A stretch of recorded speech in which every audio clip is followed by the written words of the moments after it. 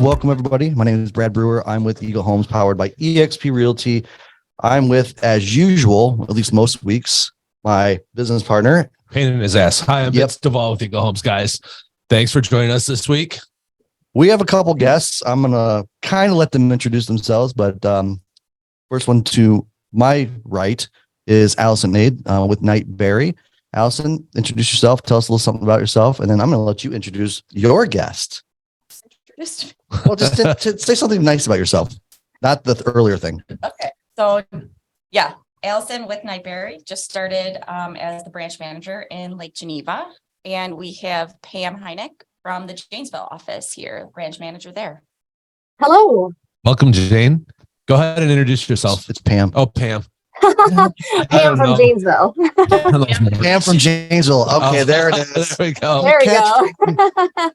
Hi, everybody. I've got a background in title, and I'm here just kind of supplement. I've been with Knight Berry a little longer than Allison, but in title since the good old era of 2015, when a few things changed, if anybody remembers Trend. Awesome. Thank you so much for sharing. So we're going to talk some title stuff today. Well, you guys are, by the way, our first title company that we've had on as a guest. We've had lenders, we've had inspectors, we've had some other strange people that I don't think were in real estate. But you're our first title people. So congratulations on that, or maybe not.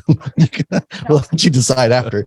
So we got some questions for you that we prepared. And then any additional information, this is obviously not just, officially like very formal of a platform we've got here. So anyway, first of all, why don't you guys just give like just a title 101? What does a title company do?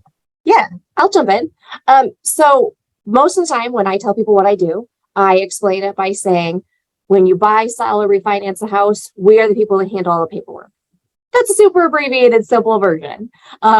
It's suitable for, conversation in public, right? But a title insurance company actually guarantees that you, the buyer of a property, own it free and clear, and nobody's going to knock on your door and say, this is my property, not yours, get out. So we provide actual coverage where if that happens and they have a valid claim, you have actual money protection, or we will take care of getting it fixed. So that's a very abbreviated version of what title insurance is. Title insurance is usually purchased by your seller at the time of closing. They buy it sort of as an incentive to say, buy my house, not somebody else's. And then you're covered for the entire duration that you own the property. It doesn't cover you from things like, oh, I took out a new mortgage, I can't file a claim on that. I didn't pay my taxes after I own the property, can't file a claim for that. But it's basically guaranteeing that you own it free and clear after closing, other than things that you do to the property in the future. Like your mortgage company, of course, if you happen to finance it, right? Right. Congratulations. There's your first lien. Yes. Have it going. They take it. Yeah. And so it is an actual insurance policy. Yeah. Because that then what? Does that protect you as the title company, correct? Sort of. So we as the title company are sort of like an agent. When you buy your car insurance, you typically have some kind of an agent who maybe writes for multiple underwriters. If you can't get Allstate, maybe they can get you Progressive, or there's different rates, right? So we're an underwrite. We write for multiple underwriters, and that's what Knight Berry does. So we do the work. We do all the searching of the public records, make sure that we know that A sold it to B, sold it to C, sold it to D, and that each time those transactions happened, it was done correctly. So B's ex-wife doesn't come in and have a potential interest in the property. So that's what we're doing when we're doing our searching.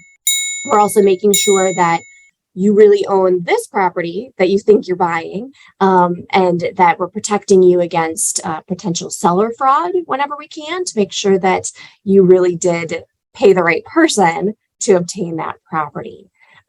So we are generally giving an actual insurance policy back before title insurance existed, they were called abstracts. Abstracts is that thick packet of paper, the thin paper that's got a whole bunch of things either handwritten or typed in there. That abstract of title is just a record of everything that was recorded. And you have that, but now you have no actual protection and you have to know what to do with that. So usually what people would do is take that abstract before an attorney would review it. And then they'd say, yep, we think you're fine. The problem with that system is that you are limited by that attorney's errors and omissions insurance protection in case they get it wrong. So if the attorney got it wrong, well, tough luck. All you can get is if they have a $50,000 E&O policy, that's all you can get for coverage. You might have completely lost all rights to your home. You never really owned it. And all you get back is that 50 grand worth of damages that you can file. Whereas with title insurance protection, you get actual coverage for the whole value of your home when you bought it. And with some of our types of policies, you can actually have increased coverage over time to factor in the fact that guess what? Prices of homes keep going up. So your home may become more worthwhile, more valuable over time. Great. Thanks for that explanation. Something that's kind of tied into this, I was going to ask this question later, but so you see some commercials out right now in regards to title fraud protection. There's companies that offer this title fraud. Is that, I mean, for what you explained, do I need that as a consumer? So I like to always remind people I'm not an attorney. I can't give legal advice. This is all just generic information, right? Now you sound like a real estate agent, Pam. So here's the deal with that.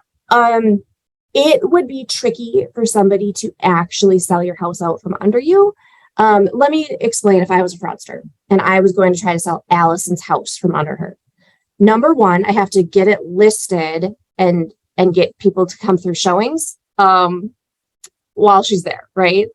And then when it comes time to actually do a closing, so let's say I achieve that somehow, she goes on vacation and I sneak in open, whatever that is. And then the title company is going to get an order for the closing, and they're going to do the paperwork and everything. And they're going to say, okay, Allison owns this property. Maybe she's got a spouse, whatever it is. And there's maybe a mortgage. So I, as that fraudster, have to, number one, be able to answer enough of questions and, be able to get a payoff and things like that and know some details about the property that maybe are not super public information. So I have to overcome that obstacle.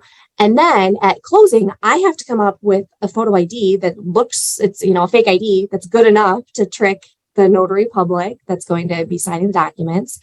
On top of that, I'm also going to have to trick some bank because I'm going to get a check at closing in her name. And I've got to be able to have a bank account to be able to deposit that and run away with it. So it is harder than you think to do seller impersonation, especially on an actual residence. On vacant land, we are seeing people try to do that. We are seeing people, because you don't have that, changing of ownership. You don't have to worry about somebody getting out of the way for that. It's a lot easier kind of to impersonate someone on vacant land. It's also less obvious that somebody else owns your vacant land. There's no moving trucks, so that can be a little bit trickier to, see coming. And a lot of times vacant land doesn't have a mortgage, so vacant land is a little bit riskier. But so with that, I personally don't buy that kind of protection for myself. You can certainly do it. They're basically monitoring to see, is there a conveyance document that's been recorded on your property or, under your name? And it's a little, once it's recorded, now it's a mess anyways. So it's not offering a preventative services. It's more reactive, and you're just reacting faster than you would if you were waiting till the end of the year when you didn't get your tax bill and now you're trying to find out why. Gotcha. Thanks for the explanation on that. Because the commercials for these products, obviously they're trying to sell a product and can't blame them. I've talked to other people and I know it's a good service. It's just, of course, they're making it seem like it's so simple. Now, I think it's probably a little simpler than it should be. And I think some of the restriction is some of the laws within our government. But yeah, I don't think we're fixing that today.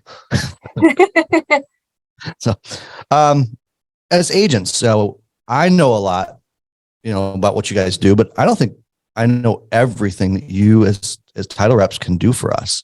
So can you just kind of go over some of the things that maybe I know, but maybe we don't know that you do for us as agents? Yeah, absolutely. So title companies have a lot of resources, some more than others, of course, depending on what tools they find beneficial. At Nightberry, we find education of our customers, which is the agents and the lenders. We think that's really important. That's just our culture, is that we think that you're going to be more successful if you know more. So doing things like this, where we're educating, is very valuable. We do Title 101s, first-time homebuyer seminars, Title 201s, different things in different markets that we offer everywhere. Other things that we can offer are things like search and hold or preliminary title searches. I always recommend at least something that before an agent takes a listing, try to do a little bit of background knowledge. Don't waste your time with somebody, if they're not being truthful about certain things, it's going to be a little bit trickier. So it's nice to know when you're going into it, whether they've got a lot of liens that are going to have to be cleared, if you're going to have to do a last minute commission reduction just to get through closing, stuff like that.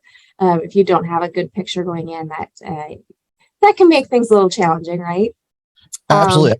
I want to pause you for 1 sec, because when you said search and hold, that kind of triggered that.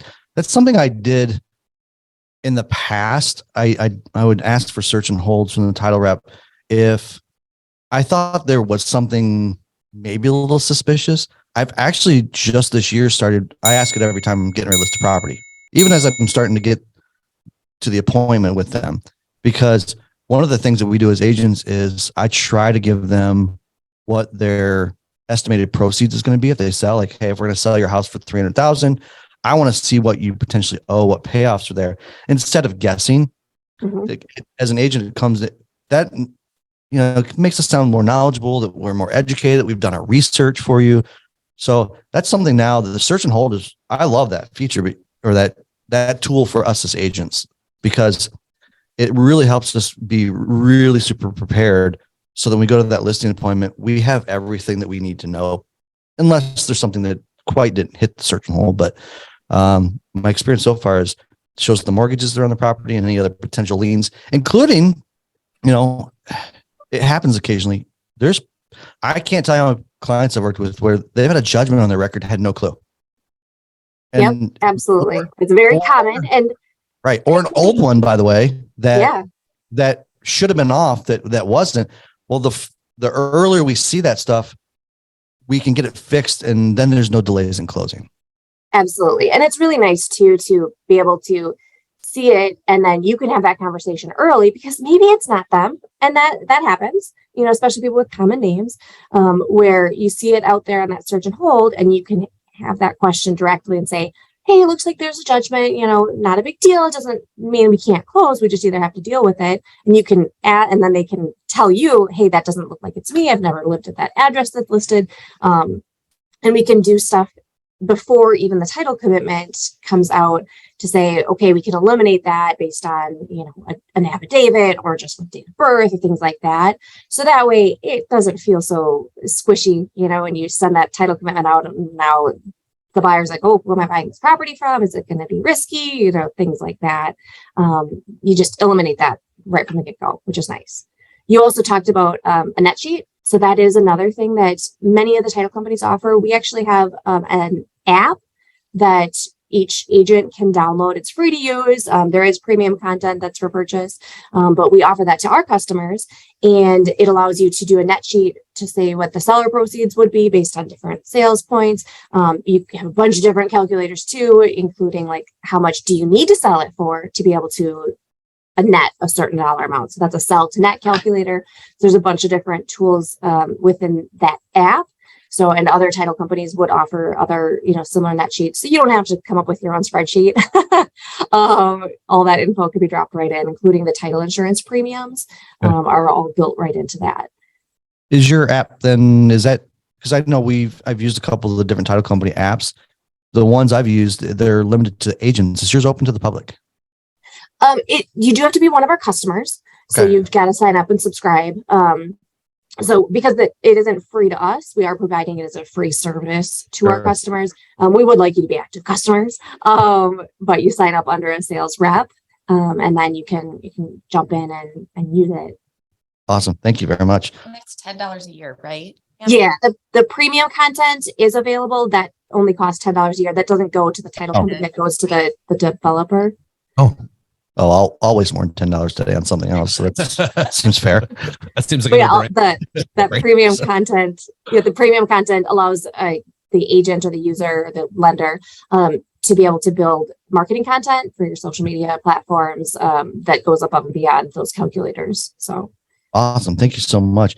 Anything else that, because I know I interrupted you when you hit that search and hold, because it's I okay. just really undervalued what a great tool that is, and what an additional service level that we could bring to our clients using that. So what else? I started to interrupt you. What else That's okay. for agents, which ultimately, of course, benefits our clients, are some Yeah. things maybe we don't know about? Sure. Another thing that we can certainly offer is building farm lead lists. So what we can do with that is we can actually build you a spreadsheet of potential clients. We can go on and it pulls public record data from a bunch of different sources. And if you want to market to, just use this for an example, if you want to market to people who don't have pools and say, don't have a pool, let's find your house that does have a pool. We can actually pull data and look for properties that don't have pools in a certain area, a certain demographic, and a certain price point. And then we can build you that list. We can give that list to you for free. Our company's policy is that if you are co-branding, if you're marketing that with us to your customers, we can give you that list totally for free. If you aren't going to want to co-brand it, or you can use it in some other way, then you can purchase that list for us. We want to make sure that we're not violating RESPA at all. So that's another thing that we can build. Sometimes it's as simple as, hey, you want to chase down people that are in tax foreclosure, or maybe just haven't paid their taxes yet this year. It can be a easy way to say, hey, you got something going on, let's get you taken care of before it's a problem.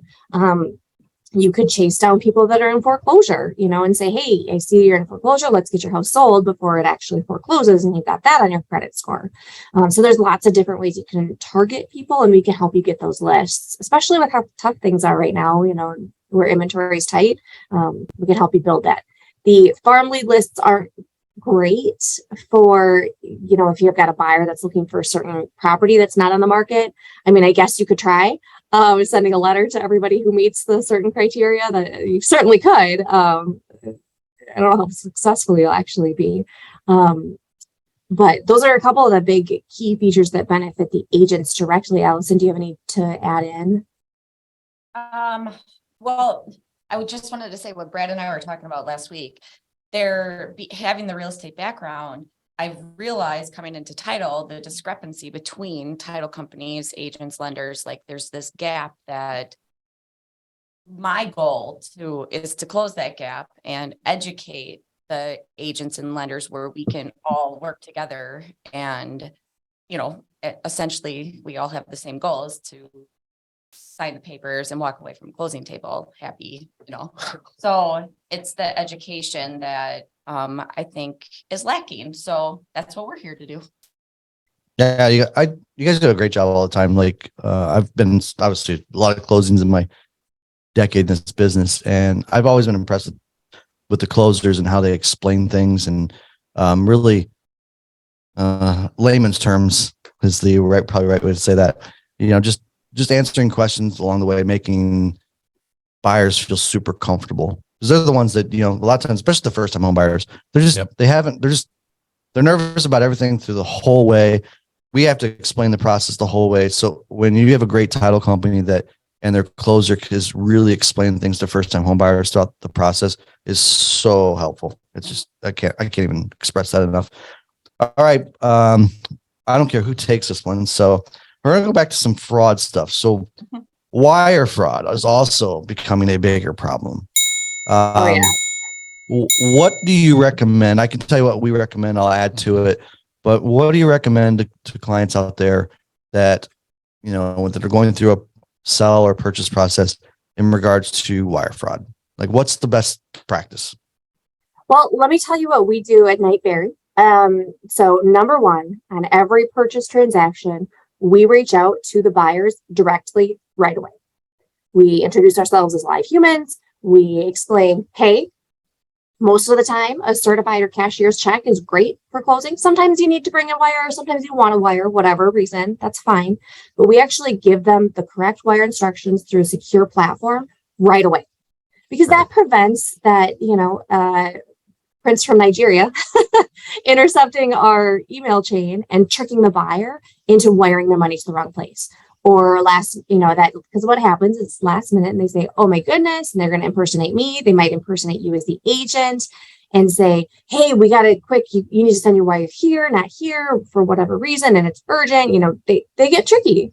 And just alerting your clients to say, hey, nothing's going to change. You're only going to be communicating. If you have any questions, pick up the phone, call me, and I will help you figure it out.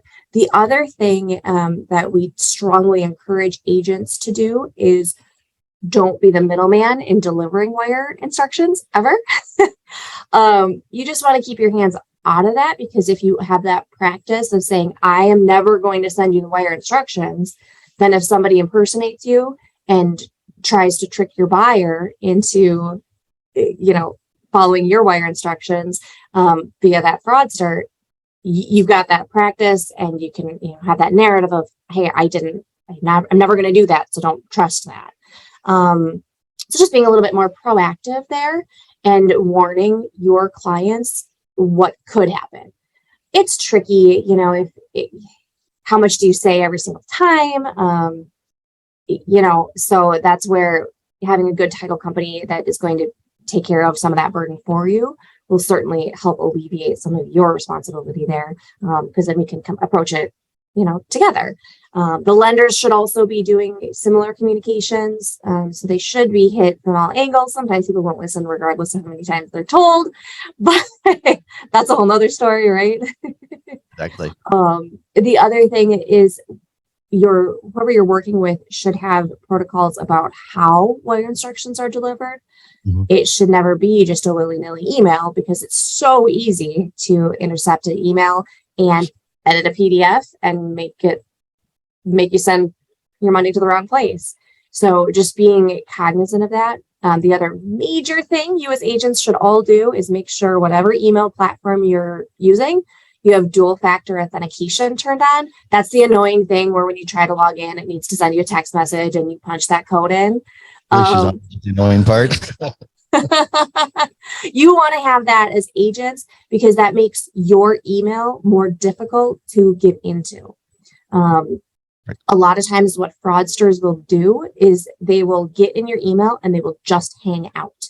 They will then take an email that's incoming, and instead of it landing in your inbox, they're going to quick delete it and then replace it with a fraudulent one that looks almost the same. Or they're going to send something as you, and you won't even know. You said, what are you talking about? I didn't send you an email. Yeah, you did. It's sitting in your sent box, but maybe you didn't notice. So having that dual factor authentication makes you a lot more secure. I like what you said, just simple and easy, is the fact that because you've introduced yourself, you already have that human connection, because that's the exact instructions I give. Because I had that happen to a client. Luckily, I caught it, and luckily they're smart enough to say something. Somebody changed the email address of a title company, added like a letter or two, and they were getting ready to do it, and they just happened to check with me, and I said, wait a minute, this doesn't look right.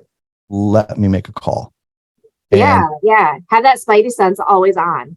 Yeah. And so now my advice is, before you wire any money, because the title company is the one where this money is kind of you guys are basically the filter for it to different places. Call the title rep that you were introduced to, have a phone conversation with them, have them verify what you got was correct. So absolutely, that's just the safest thing to me, is just have that verbal communication. Yep. And to go even one step further. So I have the ability to edit a PDF.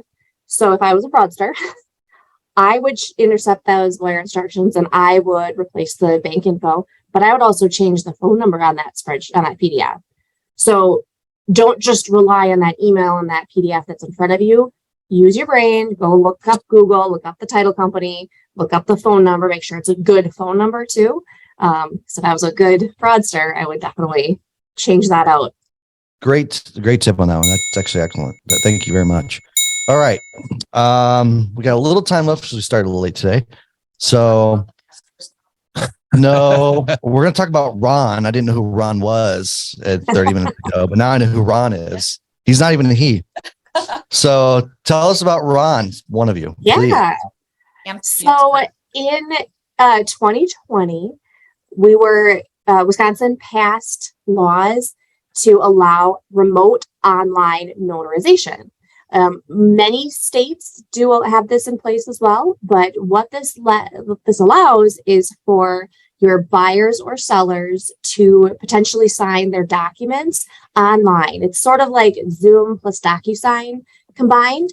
Not every buyer can sign via Ron. That depends on their lender and whether their lender is ready for what's called an e-vault to be able to house the note and sell it on the secondary market. So buyers is a little bit trickier than sellers. And there are other requirements, so there has to be a US citizen and things, but this platform allows you to have a signing happen, even if your sellers are out of the country, even if, one's on one side of the country and one is here local.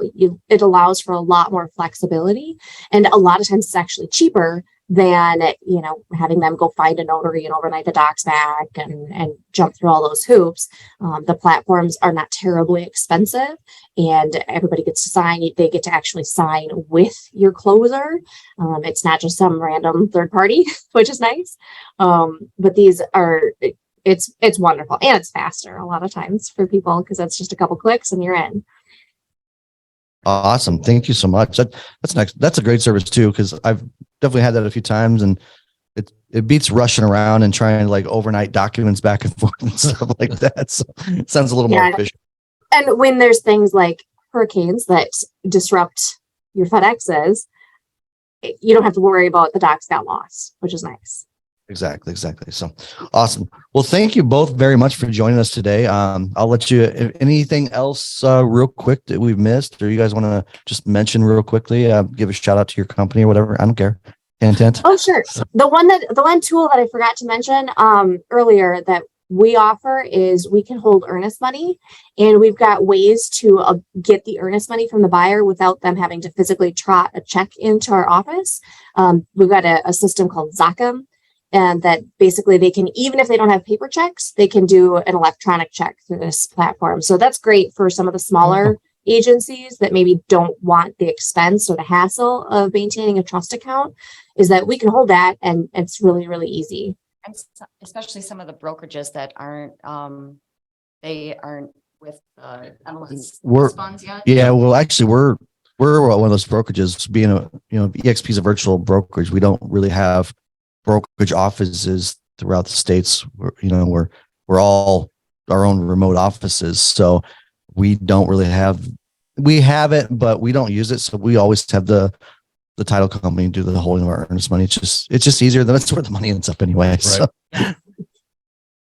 But no, thanks for definitely mentioning that. I really appreciate it, and thank you both for joining. Please, if you guys ever have title work that you want to.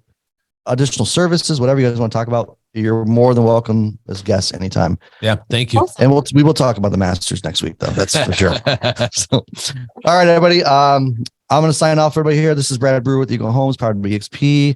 This is Vincent Devall with Eagle Homes. Same as he said. Thanks to the ladies from Nightberry for joining us today. That represent the Janesville and Lake Geneva office. So, thanks everybody, and we will see you next week. Thank you.